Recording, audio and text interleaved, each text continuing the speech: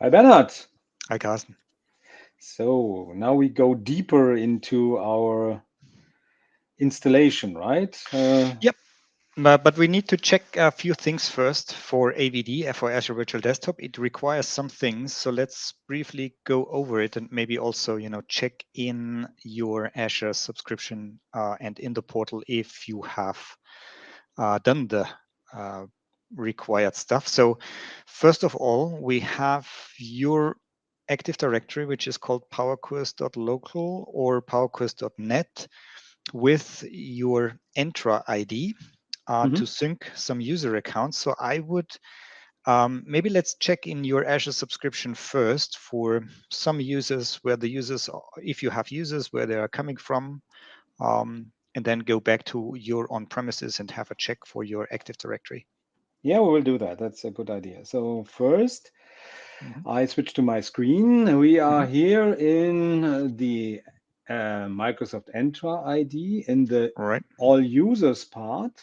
Hmm. You see here, and we have a lot of users here, and they are all synced from on premises. So Okay. there has to be something on premise Hmm. that has the users, the Active Directory, obviously, because a user has to log into Entra ID, but then Hmm. we are connected to a local machine that is domain joined. Yeah, so we have to Got have it. the same user and credentials, right? Otherwise, Yes, that's it. would a bit Uh, tricky.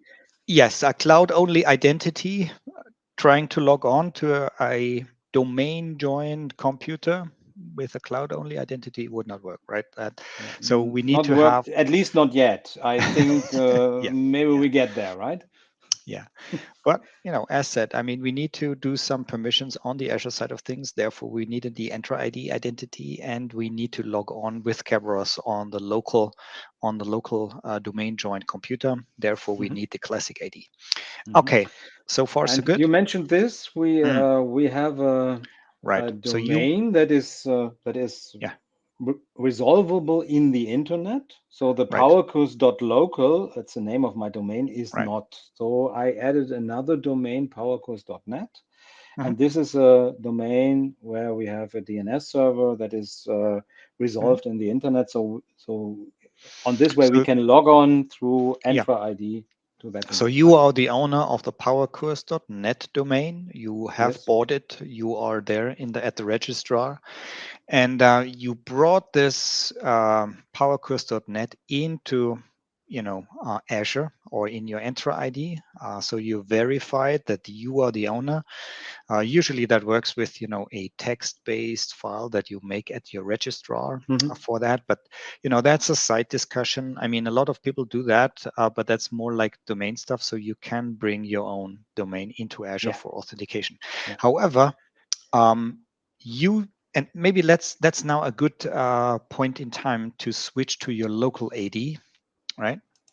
We can do that. Yeah. Right, because your domain is called powerqueries.local, right? And the Yeah, we see local, it as here. you said, is not good to bring to Azure, right? Because it's meant to be a local domain. So, yeah, what did you And do in order maybe to we do get that?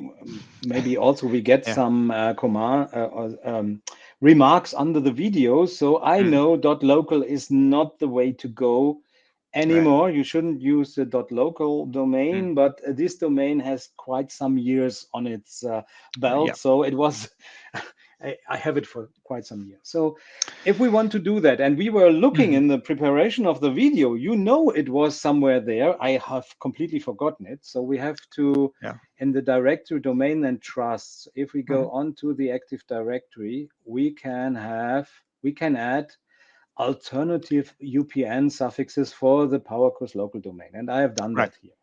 Yeah. And there's another thing that you probably need to do. I mean, you need to make sure that your users, or you would see that after you add this here, and the replication Yeah. cycle is through. If you go to your users, which you are syncing, right? So, for example, the powercourse.user1, or don't take the admin. Okay. Why not? Or yeah, I no, take okay. you. So yeah.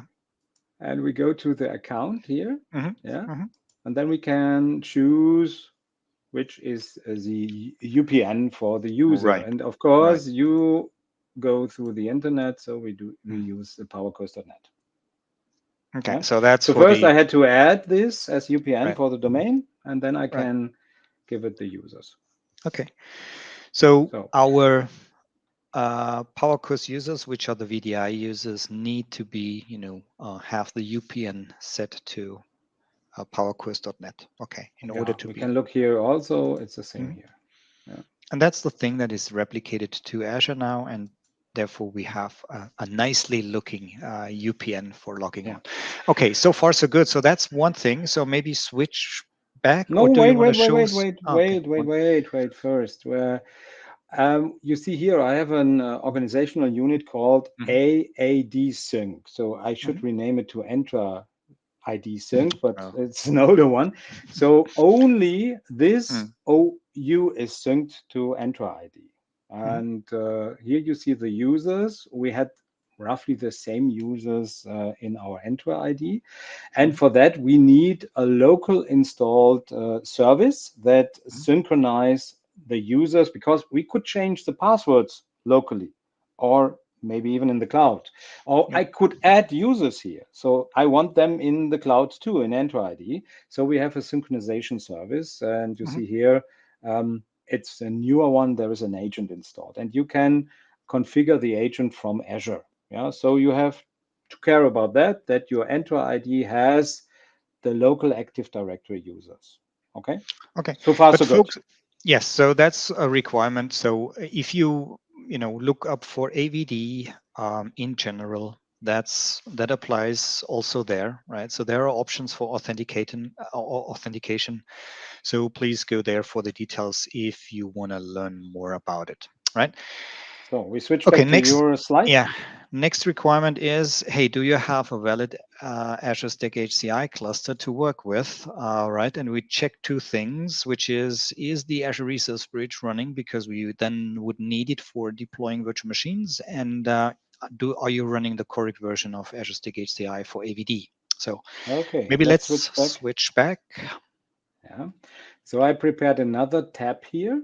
Yeah, Okay. this is we did a quick installation with the first two nodes, and now So we are mhm, on the second second cluster. cluster. All The right. second cluster has also two machines. The names Mm-hmm. are here HCE3 and HCE4.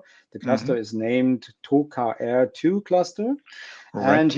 it's installed, and here we see the custom location. Let's click on the custom location. It's Mm-hmm. there, and we see there is a Kubernetes cluster involved here. It's called, my cluster name, dash ArcBridge, and Mm-hmm.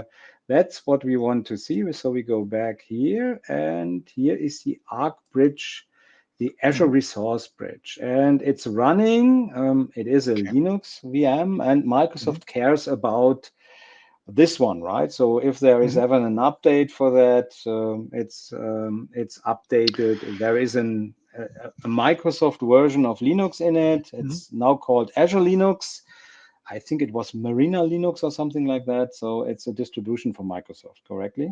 But we Yeah. don't have to care about that. That's No, just for do you have a view of your cluster where we can see the resources that yeah, bring of up the course I resource have. bridge? Bernhard, If you have open, perfect. I think we can do that. Here we have the good old failover cluster manager. Right. Here, So, here you see my two clusters, and I will right, open the second one. And here right. are our roles. I think you wanted to see the roles, Yes, right? exactly. Right. So on top, you see the virtual machine, which This with the one. GUID, this one, this is the, this is the Azure Resource Bridge with the AKS, the Kubernetes system that is hosting the services for Arc-enabled VMs, right? So it contains the logic that talks to Azure and receives the job, hey, create a new virtual machine on this HCI stack, and it's communicating with your Azure subscription, right? Mhm. And there's also another service involved, the CA service and the number. So these two talk together, um, and provide the functionality for you to create virtual machines from the Azure portal on this HCI stack. And obviously, we need that one in order to create desktops, right, from the Azure portal. We don't want to do it here. We want to do it from Azure. Okay. Exactly. So, and a word of advice, you see there are a lot more cluster resources involved on an Azure Stack HCI cluster. I haven't installed anything on the cluster yet. So this is the out-of-the-box experience with our Azure Arc Resource Bridge. And you see there are more things. So if you have a Windows Server storage basis direct cluster, quite similar. You only find, for example, the SDDC group and maybe the cloud management or the user management group. Yeah. So a lot of things here. That is also reason why you maybe should not use the failover cluster manager. You should, I think Microsoft's advice would be work from Azure with Azure Stack HCI. Do the machine creations there and so on. It's not that you can't do it here, but you have really to know what you do, right? Okay, let's back to your slides, huh? Yeah, let's go back to the switch slides. back. What else? So we do have the requirements. The version. You wanted to see the version, right? Yeah, that let's do that right with this one after talking to the logical network, because it would be in the same area. Okay, so logical network is something that we require for telling the virtual machines where to connect to and which IP addresses to choose, right? So let's bring up maybe a some graph that should explain, what we have. So right now we do have the two. We are looking at the second cluster with these two nodes, 3 and 4. They should be hosting the desktops, right? And obviously for management, they are having a management network. But they also, as an HCI cluster, they need to replicate or duplicate the storage rights using the network. So hence we have a storage network. But the thing that we are interested now is when we put virtual machines on top of it, they want to talk to the outside world as well, right? So therefore we need a compute network. And that can be ideally, any IP that you are giving the virtual machines, right? I mean, you also want to do VLAN isolation, right? So we need to have some form of configuring what the virtual machines should get. And therefore we do logical networks. And the Azure logo, tells you this is a setting that you do in Azure, and it will be, sort of transported using the resource bridge functionality or the Arc-enabled VMs to the cluster. So it would tell them, hey, there is a logical network for placing AVD desktops in a network that is maybe using a DHCP server, right? Or you may want to do a static IP address pool in a different network with a different VLAN, then you would do another configuration. And that has to be there, or at least one has to be there. Otherwise, your virtual machine. We will create to show both options, and talk through them. So I think let's do it, right? I mean, we don't. Why not? That's the exercise of this video. So just go back 1 second more to your cluster and see the version of the operating system that you're running. Yeah, let's see if we have it here. OS build. Yeah, here we so are. It's OS version 23H2. Yes, good. You already updated the system. It seems so, and there is even it was more. Updated through the installation. Yeah. Right. Yeah. So but there is another there is update. more available, but that would be for our Azure Stack HCI series, not the AVD series. So right. We do only the artifacts we need for our AVD rig. But an interesting point here, right? So you could see under the Azure Virtual Desktop, there is the prerequisites are not met, right? So, and if you click on the red, yes, you would see that we have the resource bridge up and running, which is the first green one, Arc VM management. But we don't have a virtual machine image. That's another thing that we need to do.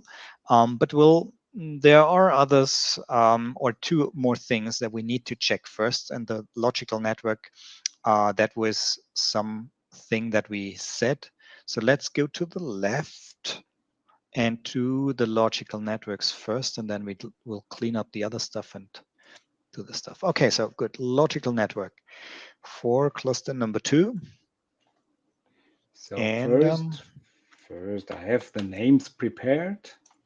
correct. So that would be the name we used. We said we have our logical network on this cluster for AVD, and it should be, we use a DHCP server, a local one, but we have to know the switch name of the host. So for that, Right. So I go to a unfortunately, host. there is no drop-down box there that you could choose, but either or you do a get VM switch on that cluster. Yeah. To You can do it here, right? Or you can yep, use Windows Admin Center here, virtual switch. We have the name here too. right. So there are different ways to get it. Yeah, but you have to know it, and Yep. we have to put it in here. Okay. Otherwise, if it's wrong, when it creates the virtual network, it checks. And if the name is wrong, you get a false. Yeah. Okay, let's go to the network configuration. We have two options here. All right. First, we do a DHCP network. That's quite easy because we assume we have, for the network we are using, we have a running DHCP server that gives out IP addresses for our VMs and also gives us the gateway, the DNS configuration, and everything. Right. And I would say that's the way Azure does it. So in Azure, everything is like DHCP. You can also use static network IP addresses, but normally a VM has a DHCP IP address, correctly? Well, the virtual network in Azure, you need to define it with an IP address range. And the underlying mechanism for distributing these IP addresses from that range is DHCP. So it's sort of like a mixture of it. But here you have it a little bit different, right? I mean, that's more tied it's more on to premise. Yes, so it's much more logical, or much much more aligned to the physical world where you have the hypervisors and the networks that you need to configure. Okay. And you could say the logical networks is a bridge that Azure, usually use VNets and so on, could create VMs on premise, but like Azure resources, right? So I have to add the VLAN ID, and I think it was the 316, right? 816, yes. 816. So we have done this. Yep. We can use tags again, but we are not doing that here. And then I create the network. There is a quick check, and then we will create it, and we do another one with static IP addresses. Okay. To see the difference. Yep. So let's go back. This is going here. So I have to choose this cluster again. And we go to logical networks. Here our one is creating. We go here again. And I think the name we had on the slide was this one, Fabric. No, it's not static, it's static, right? Infrastatic, was it? But was it infra? We do infra, of course. It's a naming convention that you make up, but we have chosen this one for troubleshooting purposes. I mean, which cluster it belongs, for which purpose it is, and what its capabilities are, like static or DHCP, right? So I think that's. But you can use completely different names. It's something how we try to express what the network is. Okay. So I go to next, and this time it's not an DHCP, it's a static one. So now we have to provide an IP address. So first a subnet, then an address space, the gateway, DNS server, everything. We have to provide every information that Azure can choose one IP address out of this, let's say, pool. And we don't have a DHCP server on premises that cares about everything. We have to do that. So I think it should be 990, right? And here we specify the subnet size. It is a class C network. So we have it here. Now I can copy a part of the IP address, and it starts with 100, I guess. And it ends I think at the slide it was 1 to 99, but I don't know. The static. We are at the static one. You are completely correct. So here we have to be precise. So it Okay. should be this one, right? And Yes. we can put multiple address pools here, like in a DHCP server. You can Mm, specify multiple IP parts if your network is quite mhm. fragmented already, and you have only 10 Yep. addresses here, 15 there, and so on. You can do that. Mhm, So then we have to specify the default gateway. And mhm. this is the one here, and we have to give it DNS service. So if you do it like this, right, I would not give the one in the IP pool. I mean, You're in the completely right. okay. You're So yeah. completely right. So this is why we do this with two people. So there's always a rain check. So these are the two DNS servers. They are not Mhm. in this IP range, so it has to be routed to the DNS servers, but that's fine. Okay. And here we Yeah. have to specify the VLAN ID, and this time it's Correct. the 815.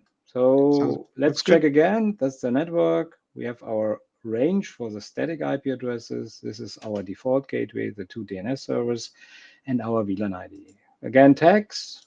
Don't Mhm. have tags here. And we do And create. the importance for this, make sure, I mean, the desktops that we are going to create will be domain joined, right? So they would Mhm. need the DNS servers you specify here and the IP addresses, either they need to be able to get to the domain controller and resolve the domain, right? I mean, for Yeah, a domain join, very that important.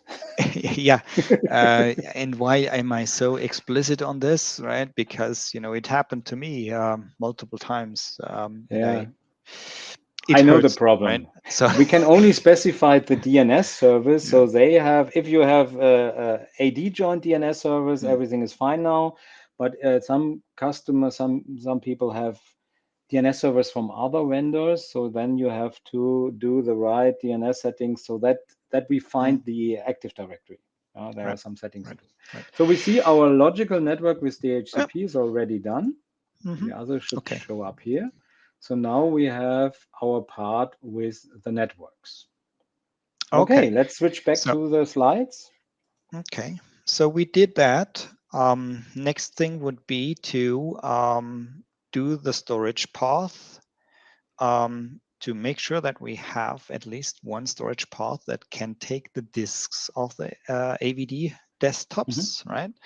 And finally, we will kick off, or we need to provide some virtual machine image, and we'll do it the easy way, right? We'll downloading one from the Azure Marketplace. We do that. In Okay, the later videos, we will talk much more about great. creating our own one and so on. So let's go Mhm. Okay. back to Yep. Azure. First, we want to Mhm. see if we have our Yes, the storage storage paths are passes right. here. Yeah. And what I have done the default Azure Stack HCI installation, and Mhm. Azure Stack HCI suggests, so the default would be, it will create cluster shared volumes on its own and Mhm. also create the storage passes already. If Mhm. you decide, no, I want to specify the cluster shared volumes and the resiliency on everything, because Mhm. this CSVs, it's a two-node cluster, they have only a two-way mirror. If you want Mhm. to do a four-way mirror or a mirror Right. accelerated parity, you have to create the cluster shared volumes your own, and then you Mhm. have to add the storage passes here. Correct. So, but this is already done. You see, Mhm. we have our storage path, and there is the local path on the cluster. Right. It's fine. We see Mhm. the how much is available. So this Right. is fine here. Otherwise, you have to specify. You have to create them. Mhm. Um, if you don't do that, Azure doesn't know where you want to place the resources, right? Correct. And the So let's deployment, go. and I did that once, right? So in Yeah. previous runs, that view was not there in the Azure portal, and the mechanism was maybe a little different, or I mix it up sort of, and the deployment would fail, right? So if you would tell, go Azure, figure out where to place the VMs on, and you don't have an option, right? Okay. Yeah. Common sense would happen, right? The Yeah. deployment would fail. Okay, all So good. That last pass looks good. is our image, right?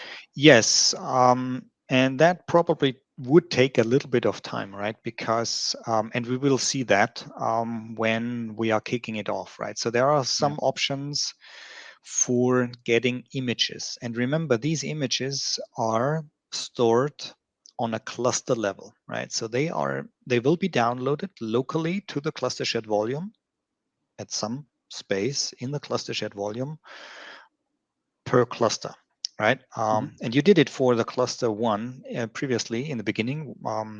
We didn't show that explicitly, but you did it before doing the simple deployment. But that is a step that has to be done. But there are three options, right? So maybe we'll go through the other options first and then do the Azure one, or Yeah. how do you? Yeah, we can do that. So we could have our own images provided somewhere on a local share. So imagine we have two clusters. We could have more clusters. Right. So we have to get the image into this cluster, on a volume on this cluster. Right. So maybe you have a share Mhm. somewhere on a file server or on a high available file server where you provide your images, and then you have to can you copy it over to your cluster where you can deploy that. So that would be a local share. Let's see. Yeah. Yeah, we have to And the enter some things here and so on. Yeah. Yeah, you're totally right. There is another way because you may want, well, how do I create a local share now if you're in a demo environment? If you don't have one, a cluster shared volume would work as well, right?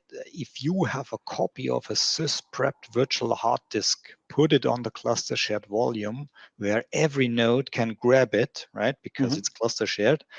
And then you can specify C colon backslash cluster storage, then your Like here. cluster shared volume, and then your VHDX file, right? That would work as well. Okay. But it is something that is local. Okay. Yeah, Now the other but we option. would we would ha would to have Yeah. would have to give some information here. Mm, What yeah. is the image? Is this Mm, Windows? Is this Linux? right. We have only Gen 2 as option here, so Right. I like that. The Mm, Gen 1 or the Generation 1 machine is quite old, so I like that. We don't have some security settings there. But let's go back and let's go to the cluster again to for VM right. images. And you want to talk about the next one, the from an Azure storage account. Right. So I can click on it. yeah, to be honest, I haven't really tried it, but I would assume that it is similar, right? So I mean, an Azure Storage account provides a way to publicly access it. So there is the option for creating access tokens, and I think that's the story behind it, so that uh, the ARC-enabled virtual machine management can access this storage account. And if there is a virtual hard disk there, because you have maybe created this virtual hard disk in Azure, or that disk in Azure in some way, right? Then you can grab it from there and download it. A nice way, because storage accounts in Azure are relatively cheap and you have other ways of creating images in Azure. Hence, it makes sense to provide that option. But the most comfortable one for vanilla installations, is the first option from the Yeah. Azure Marketplace, right? And I think we should We will do do that. that, but let me add something. So if you provide your own images, you have to Mm, choose one of those because you mm, don't get your own images quite easy to the marketplace. yeah. Yeah, you have to. Yeah, we will do that Mm, maybe with a mhm. local share or a storage account. Let's see. But now we want to just use a prepared image that Microsoft provides here. Yeah, and Right. we do that. Mhm. So first, I copied the name that we used last time because I'm not very good with names. So I reuse them, recycle them. So we want Mhm. to save the image with that name, and we can Mhm. choose here Mhm. the as of today, we are in July 2024. Yep. Microsoft offers those images. So we have Mhm. some Windows Server images. This is a data center version, the Azure Mhm. edition. The Azure edition has some advantages, and I think we will use one of those images for our scale out file server for FS Logic, but that's a later video. And then Mhm. we have some Windows client images. We have a Windows 10 Enterprise. These are all multi-sessions. Before there were also not multi-session images here, as far as I remember. But now we have all multi-session images, and we have to choose the right one. And I would go with the newest one, so the 23H2, I guess. Yeah, or I think we No, need to choose this I one. mean, we want to have AVD with some applications already pre-installed. And I mean, you can, if you ever want to use Office products, right? Then I would suggest to use this one because they have been optimized for multi-session use and for the AVD use. So I would choose this one and save some work, right? Yeah, I think Teams is a bit tricky in such an environment, but there are also documentations online how you Yes. can, if you want to install it yourself, how you can do that. But we are Yep. lazy in this moment and just use this one. And here Yep. I can choose if Azure decides itself in which storage path it will place the VM, or we can choose manually. And if we do that, we have to, here are our 2 configured storage paths, and we could choose one. But Yep. I think we let decide Azure where to put it, right? Yep. So then we go to the tags. We don't use tags in the moment, and now we can create our resources, and then it will download the image Yep. from Azure, and the image is quite large. It has 127 gigabytes. So Right. depending on your internet connection, it can take some minutes or even some more minutes, right? So I think the download is optimized, so we would not download all the nulls. But what you can see or what you will see is the storage is consumed on the disk, like the 127 gigabytes, right? So it is not thin provisioned; it's thick, and yeah, that's how it is at the moment. Azure is working the way, so there are no, as far as I know, no dynamic images or dynamic virtual hard disks in Azure. And it is maybe due to the reason that if you have a thin provision stuff, you not always know exactly when looking at it, how big this thing can grow, right? So it's more tricky to overrun your physical hardware, which would result in maybe other virtual machines be impacted, meaning stopped or saved for, because there's no storage available. Hence, if you're uncertain and want to plan for the most resilient system when no admin is looking at it, working with fixed size virtual hard disks is a good thing. Personally, in my demo environments where I sometimes am restricted on storage space, I use thin, right? But that's We'll sort of a talk little bit about of a, optimization in another yeah, video, and yeah, we want maybe also add some applications to an image and so right, on. So, right. but for so far, I Mm-hmm. think we are done with our preparations. We are Mm-hmm. already downloading an image. We have our network Mm-hmm. paths. So, Right. in the next video, we can go on with our Yeah. But work. before you stop, I think we pause the video here, and once the download is finished, we show the results because it would, the red flag on your is the stuff prepared for AVD would turn from red to green, and I think that would be a nice visual to Nice close. ending for the video. Okay, I can Yes. do that. Yeah. See you later. So we are back again, and as you see, Bernhard, we have successfully downloaded our image. Yeah, that's perfect. Can you go back to your cluster overview? Of course I can. I hope so. No, I can't. Let's see. Okay. Again here. Yeah. You wanted to Ta-da! see this one here, right? Yeah, this one, right? So the Yeah. deployment button or the possibility to deploy went on blue, which means we can click it and do the deployment. And this is, I think, what we're going to do in the next video. So We did already a simple deployment or a fast deployment. But this one now will be talking about, the things in detail. So what are the host pool settings? When are they used for what? And then also go through the settings regarding the application group and the workspace.